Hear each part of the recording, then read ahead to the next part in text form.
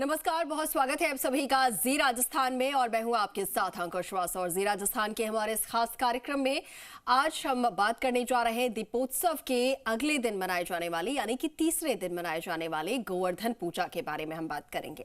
और जैसा कि हम सभी जानते हैं कि इस बार जो दीपावली है वो 2 दिन पड़ी है, यानी कि कुछ लोगों ने 31 तारीख को मनाई है और कुछ लोगों जो है वो आज 1 तारीख को भी मना रहे हैं।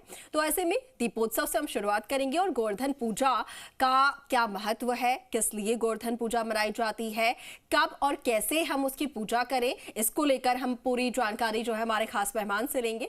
तो दीपावली के दूसरे दिन ही गोवर्धन का त्योहार मनाया जाता है। कार्तिक शुक्ल प्रतिपदा तिथि को पड़ने वाले इस पर्व पर अन्नकूट और गोवर्धन की पूजा की जाती है। ये प्रकृति की पूजा है जिसकी शुरुआत भगवान कृष्ण ने की थी और इस दिन प्रकृति के आधार के रूप में गोवर्धन पर्वत की पूजा अर्चना की जाती है। इस दिन स्नान करने, साफ सुथरे वस्त्र पहनने और उसके बाद पूजा स्थल पर बैठ जाए और फिर एक छोटी सी चौकी पर गोवर्धन की प्रतिमा स्थापित करें। इसके बाद गोवर्धन की मूर्ति को पंचामृत से स्नान करवाएं। तो ये पूरी विधि जो है वो हम आपको बता रहे थे और साथ ही हम इसके बारे में विस्तार से जानेंगे। हमारे साथ हमारे खास मेहमान जो हैं वो जुड़ी हुई हैं और उन्हीं से हम ये भी जानेंगे कि क्या कुछ मुहूर्त है पूजा का। साथ के साथ आज जो दीपोत्सव मनाई जा रही है, जो दीपावली मनाई जा रही है, उसकी पूजा का क्या यहाँ पर मुहूर्त है उसके बारे में भी हम जानेंगे। तो सबसे पहले हमारे जो खास मेहमान हैं उनसे मैं आपको मिलवा देती हूँ। हमारे साथ जुड़ रही हैं ज्योतिष आचार्य पारुल चौधरी जी। पारुल जी, आपका बहुत स्वागत है जी राजस्थान पर। जी राजस्थान के दर्शकों को बहुत बहुत शुभकामनाएं दीपावली और गोवर्धन पूजा की। जी बिल्कुल पारुल जी, और चलिए हम शुरुआत इसी से कर लेते हैं क्योंकि इस बार दीपावली 2 दिन मनाई जा रही है। कुछ लोगों ने कल मनाई है, कुछ लोग आज भी मना रहे हैं। तो जो लोग आज दीपावली मना रहे हैं, अगर कल पूजा नहीं की है या फिर कर भी ली है और आज फिर से करना चाह रहे हैं, तो फिर आज वो कौन से शुभ मुहूर्त हैं जिसमें माँ लक्ष्मी की पूजा अर्चना की जा सकती है? जी बिल्कुल, आपने सही कहा, उत्साह का माहौल है। तो 2 दिन भी हमने कर लिया तो कोई बहुत बड़ी बुरी चीज़ नहीं हो जाएगी क्योंकि माता रानी की पूजा ही करनी है। तो आज लोगों ने ऑफिसों में और व्यापारों के लिए जो आज मुहूर्त निकला है वो निकला है 5:35 से शाम के और साय काल में ही 6:16 तक। ये सिर्फ 45 मिनट का ही समय रहने वाला है, कुछ खास लंबा समय नहीं है क्योंकि जैसे कि पता ही है कि अमावस्या की रात्रि को ही पूजा होती है। तो अभी स्थिर काल भी नहीं है और इस टाइम पे प्रदोष काल भी नहीं पड़ रहा है और अमावस्या भी नहीं है, लेकिन अब इस काल में पूजा कर सकते हैं अपने ऑफिसों में, दफ्तरों में, फैक्ट्री में। ये भी शुभता ही लेकर आएंगे। ये काल आपके लिए अच्छा रहने वाला है। बिल्कुल। तो जो लोग ऑफिस कार्यालय में हैं, दफ्तरों में हैं, वो लोग आज खास तौर पर पूजा कर रहे हैं। आज के दिन जो व्यवसायी हैं वो खास तौर पर किस हिसाब से पूजा कर रहे हैं? क्योंकि कुछ लोगों का ये भी सवाल है कि बाकी लोगों ने घरों में कल कर लिया, फिर व्यवसायियों के लिए आज का दिन क्यों खास है और इससे क्या होगा? आज के दिन अगर पूजा करते हैं व्यवसायी तो उनसे उनके जो व्यापार है वो उसमें किस तरीके के लाभ मिलेंगे? आज के जो योग बन रहे हैं ना अंकुर, वो व्यापारियों के लिए बहुत ही शुभ योग बन रहे हैं। इसीलिए बोला गया है कि आज आप गृहस्थ जीवन में पूजा ना करके व्यापारी वर्ग के लोग पूजा कर सकते हैं ताकि उनके धन में बढ़ोतरी हो। हम कार्य क्यों करते हैं? ताकि हम भी चाहते हैं कि हमारा धन बढ़े, हमारी समृद्धि बढ़े, हमारे घर में अपार धन आए। कहीं ना कहीं हम यही चाहते हैं, इसीलिए हम लोग अपने कार्यस्थल में जाते हैं, पूजा करते हैं। और हम जब भी जोत जगाते हैं किसी भी देवी देवता की, तो हम यही चाहते हैं कि भगवान हमारे साथ रहे और हमारे काम में हमको तरक्की दे, सक्सेस मिले, हम अपने गोल्स को अचीव कर पाए। तो उसके लिए जो मुहूर्त मैंने बताया 5:35 से 6:16 तक का जो मुहूर्त है, ये बहुत ही शुभ मुहूर्त रहने वाला है। इस समय आपकी की हुई पूजा जो है ना बहुत ही ज्यादा आपको दुगना फल देकर जाने वाली है। तो आज व्यापारी वर्ग को मैं बोलूंगी जरूर, अगर आपने कल भी पूजा कर ली तो कोई बात नहीं, आज आप एक बंधनवार जरूर अपने दुकान या अपने ऑफिस के बाहर जरूर टांगे लटकाएं, जिससे कि आपके दुकान पे व्यापार में शुभता है और नकारात्मक ऊर्जा बाहर जाए। तो ये बहुत जरूरी है और आपको खुद बनाना है। ये आम के पत्तों का जो बंधनवार बनता है वो आपको खुद बना के लटकाना है। तो आज ये कार्य आप जरूर कीजिएगा और हो सके तो अपने मंदिर में, अपने पूजा स्थल में 7 कौड़ियां और 11 दीपक जरूर जलाएं। आप चाहे आपने पूजा कर ली है या नहीं भी करिए, 11 दीपक फिर भी आपको जरूर आज जलाने हैं।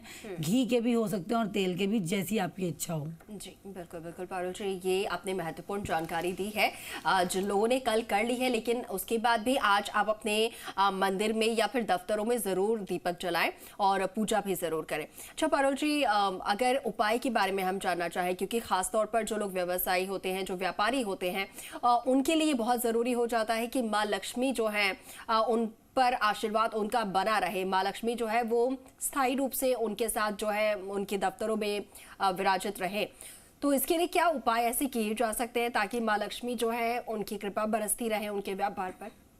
जी, आज जो है ना अपने बही खाते सबसे पहले खोलिए आप। बही खाते की डायरी जो होती है ना वो नई बनानी है। उसके ऊपर आपको श्रीम लिखना है, लाल रंग का फिर आपको स्वास्तिक बनाना है और पीले रंग की हल्दी से आपने उसको तिलक करना है। ये करने के बाद आप अपने बही खाते यानी जो भी आप चाहते हैं आने वाले 1 साल तक कि मेरा ये ड्रीम है, मैं अचीव कर पाऊँ या मैं यहाँ कोई और ऊंचाई तक पहुँचूँ या मेरी 4 दुकानें और हो जाएं या फैक्ट्री और हो जाए या मैं 1 घर खरीदूँ, 2 घर खरीदूँ या व्हीकल खरीदूँ, कुछ भी एनीथिंग जो भी आपके विशेष हैं आप वो उस बही खाते में के पहले पन्ने पे ज़रूर लिखिए और फिर उसकी पूजा अर्चना कीजिए। जैसे बताया मैंने, पहले श्रीम लिखना है, फिर स्वास्तिक बनाना है आपको, फिर उसके बाद उसकी धूप अगरबत्ती करके उसको अपनी तिजोरी में रख देना है। यानी शाम को पूजा करनी है आपको। कल सुबह जब गोवर्धन पूजा होगी तब आप उसको अपनी तिजोरी में रख लीजिए। देखिए आपका काम भी चलेगा और आपके दिन दुगनी रात चौगनी तरक्की ही होती चली जाएगी। और दूसरा एक छोटा सा उपाय आपको जरूर आज ध्यान रखना है, इससे पूजा का महत्व नहीं है, आप चाहें या ना चाहें कभी भी आप कर सकते हैं। आज माता रानी को आपको ना दही में शहद डालकर या फिर दही में हो सके तो आप सिंघाड़े का भोग या फिर दही चीनी का भोग जरूर आज लक्ष्मी माँ को आपको लगाना है। इससे आपको धन की अपार कृपा बरसेगी। बिल्कुल, तो धन की अपार कृपा बरसेगी, माँ लक्ष्मी की आप पर अपार कृपा जो है वो बरसेगी। तो खास तौर पर आज जिनका व्यापार है, जो व्यवसाय हैं, जिनकी दुकानें हैं, आप लोग के लिए आज का दिन बहुत खास है। और पारुल जी ने बहुत ही अचूक उपाय भी आपको बताए हैं और बहुत ही सरल उपाय है, तो आपके लिए बहुत ही लाभकारी साबित होने वाले हैं। एक चीज और ऐड करना कि आपको आज अपने पितरों के कपड़े जरूर दान करने हैं, पितरों के वस्त्र जो होते हैं आपको जरूर दान करने हैं। जिन्होंने कल नहीं करे तो आज के दिन भी आप दान कर सकते हो, उसके लिए भी आज का दिन शुभ माना गया है। तो अपने पितरों को ना भूलें, उनके नाम का कुछ भी आप वस्त्र निकालें। 5 तरीके के वस्त्र होते तो आपको जरूर निकालने हैं और दक्षिणा रख के पंडित जी को जरूर दें। बिल्कुल, तो देखिए पितरों का आशीर्वाद अगर आप पर बना हुआ है तो हर देवी देवता आप पर प्रसन्न रहेंगे, उनका आशीर्वाद आपको मिलता ही रहेगा। ये भी एक बहुत सुंदर संदेश पारुल जी आपने दिया है। इसके साथ ही अब आगे बढ़ते हुए अब हम रुक कर लेते हैं दीपोत्सव के जो तीसरे दिन मनाई जाती है, गोवर्धन पूजा की जाती है, उसके बारे में जानना चाहेंगे। तो गोवर्धन पूजा इस बार कब से शुरू होने जा रही, क्योंकि ये दिवाली जो है वो 2 दिन के लिए एक्सटेंड हुआ है, तो गोवर्धन पूजा की जो तिथि है वो कब से शुरू हो रही है और क्यों आखिर गोवर्धन पूजा मनाई जाती है, इसका क्या महत्व है, इसके पीछे पौराणिक कथा क्या है? जी, गोवर्धन पूजा को अन्नकूट पूजा के नाम से भी जाना जाता है, सभी को ये बात पता भी होगी।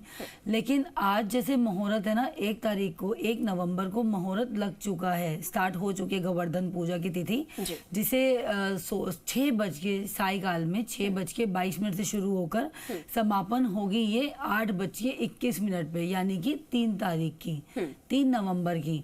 यह शनिवार तक चलेगी है। लेकिन हम लोग सूर्य उदय में ही व्रत रखते हैं और हम जो भी पूजा पाठ करते हैं सूर्य उदय में ही करते हैं।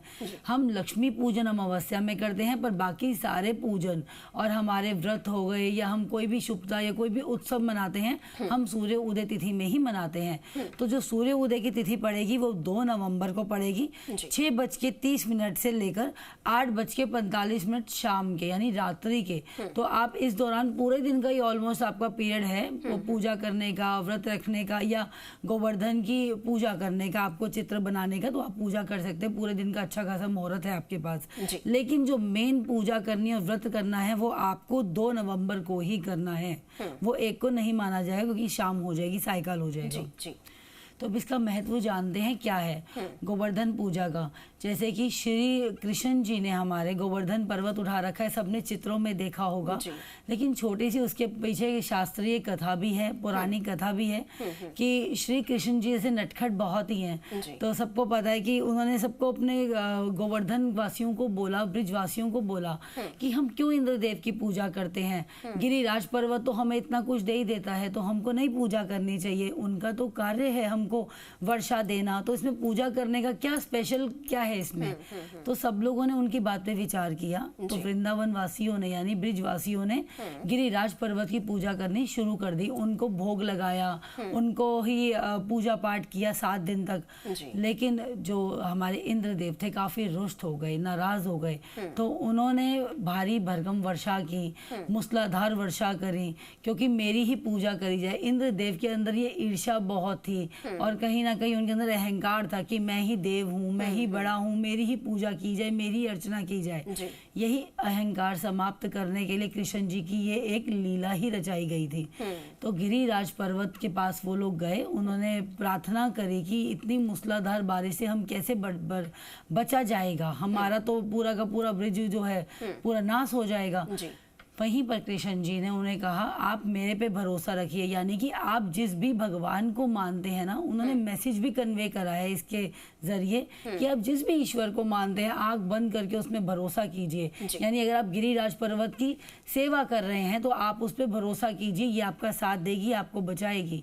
उन्होंने वहीं पर अपनी छोटी उंगली पर गिरिराज पर्वत को उठाया और 7 दिन तक खड़े हुए, और उसी के नीचे जो था ना एक सेमिनार काइंड ऑफ चल रहा था, वहां पे बांसुरी बज रही थी, सारे के सारे ब्रिजवासी आ गए थे और एक टांग पे खड़े होके कृष्ण जी ने वहां पर उनको बचाया था उस बारिश से। लेकिन इंद्रदेव समझ गए थे कहीं ना कहीं ये अटखेरी जो कर रहे हैं हमारे विष्णु भगवान ही हो सकते हैं। उन्होंने आके माफी मांगी और उस दिन से यह पर्व ब्रिजवासी मनाते हैं।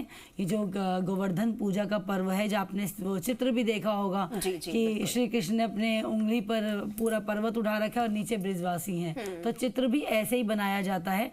और एक एक ब्रिजवासी जो था अपने घर से कुछ ना कुछ कृष्ण जी के लिए बना कर लेकर आए थे, क्योंकि वो 7 दिन तक भूखे प्यासे खड़े हुए थे वहां पर।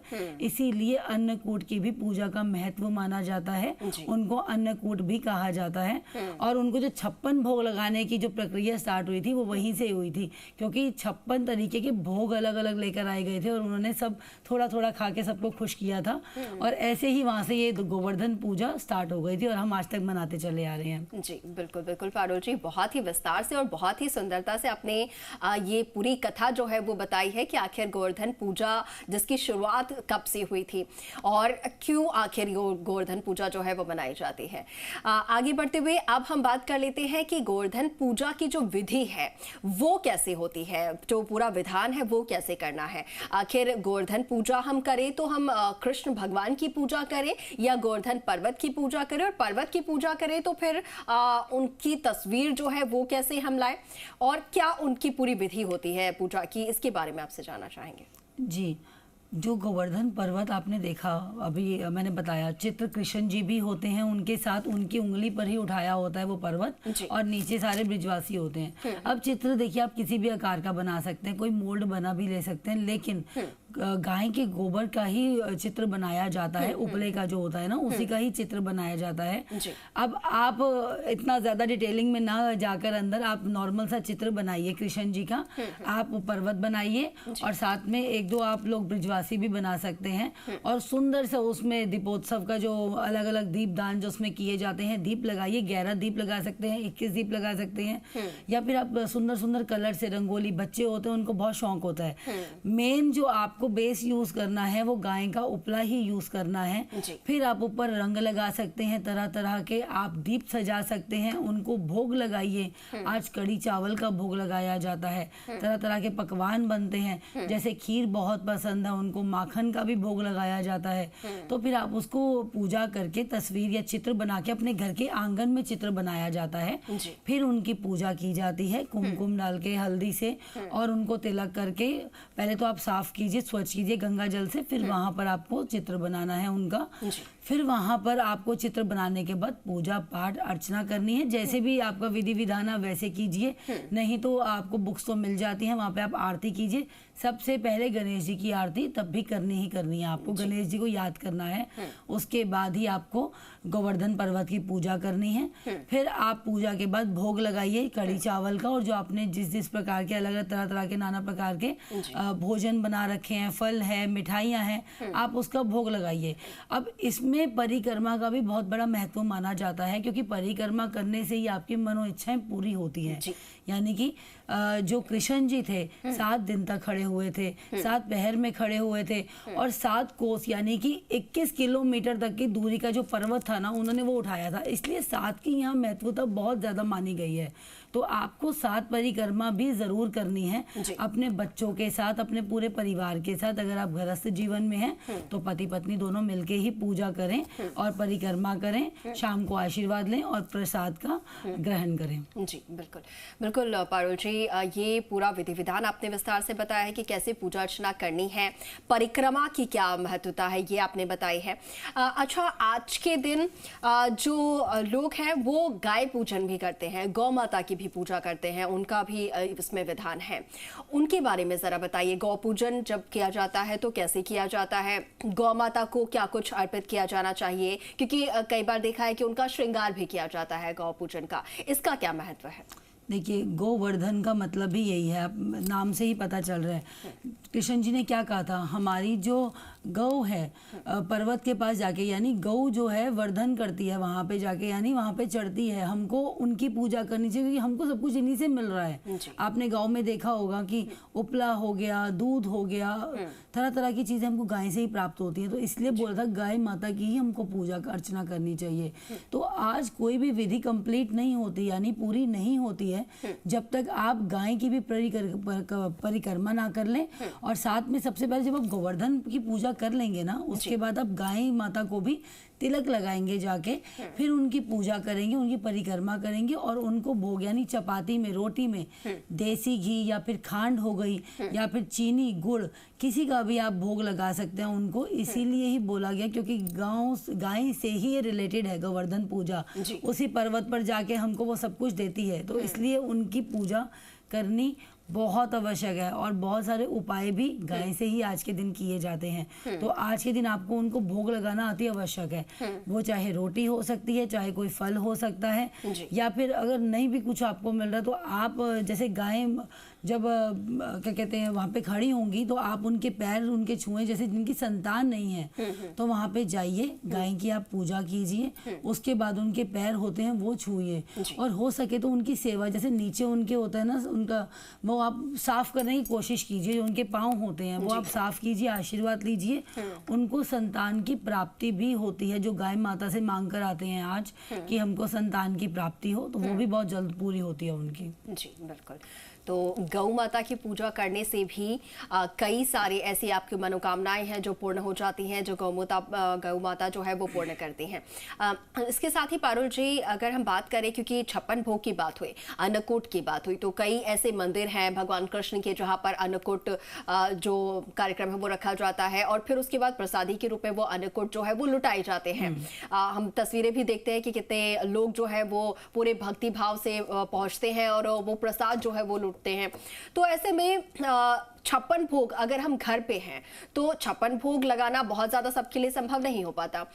तो ऐसे कौन कौन से प्रसाद हैं जो कि हम खुद से बना के भगवान श्री कृष्ण को अर्पित कर दे तो उसका भी फल 56 भोग की तरह ही प्राप्त हो जाए? देखिए, उत्सव तो चलता आ रहा है 5 दिनों का जो होता है जी। तो दीपावली उत्सव से जो रात्रि का उत्सव होता है तो ये होता है प्रातः उत्सव गोवर्धन पूजा का, यानी सुबह सुबह उठकर आपको स्नान करके पकवान भी बनाने हैं। इसका ये भी महत्व, ये विशेष एक मैसेज दिया जाता है आपको। अगर आप नहीं बहुत कुछ पका सकते हैं या बना सकते हैं तो कढ़ी चावल तो विशेष बनाना है आपको, क्योंकि मैंने पहले आपको बोला इसी का ही भोग लगता है।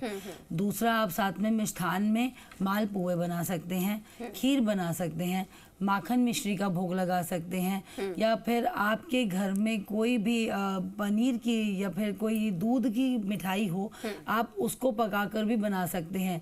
आप रबड़ी बना सकते हैं, ये भी बहुत प्रिय रहती है और इसकी भी अलग मान्यता है, क्योंकि गाय से जुड़ी, उनके दुग्ध से जुड़ी यानी कि, या फिर घी से जुड़ी कोई भी आप मिठाई बनाएंगे तो वो स्वीकार ही करेंगे। वैसे भी कृष्ण जी तो हमारे भाव ही देखते हैं, वो तो मन के वैसे ही बहुत साफ है और उनके भक्त भी बहुत साफ होते हैं मन के। तो आप अपने मन से उनको कुछ भी, कोई भी भोग लगाते हैं तो वो स्वीकार करते हैं। बिल्कुल पारुल जी, तो आज के दिन में भोग जरूर लगाना इम्पोर्टेंट है, लेकिन और वो सबको विस्तृत करना इसलिए माना गया है मैं तो, क्योंकि आप मतलब आपकी खुशी में, उत्साह में ना, जैसे गोवर्धन वासियों ने यानी ब्रिज वासियों ने सबने मिलके खाया था और मिलके ही ये उत्साह यानी फेस्टिवल मनाया गया था। तो ये मिलकर मनाने का उत्साह और फेस्टिवल तो जो आप प्रसाद बना रहे हैं वो पहले सबसे पहले भगवान को अर्पित करें और फिर उसके बाद सब में बांट के उस प्रसाद को और आप भी ग्रहण करें। ठीक है, बहुत सुंदर संदेश आपने ये दिया है और साथ के साथ आपने पूरी विधि विधान जो है वो बताई है आज की दीपावली को लेकर भी और गोवर्धन पूजा को लेकर भी। और आज पूजा करते हुए एक मंत्र का जाप आज आपको जरूर करते रहना है। क्रीम कृष्णाय नमः, क्रीम कृष्णाय नमः, यही मंत्र का जाप करना है भोग लगाते हुए, या माला करनी है वहीं पर बैठ के श्री कृष्ण की चित्र के साथ। ठीक है पारुल जी, बहुत धन्यवाद आपका हमारे साथ जुड़ने के लिए और पूरी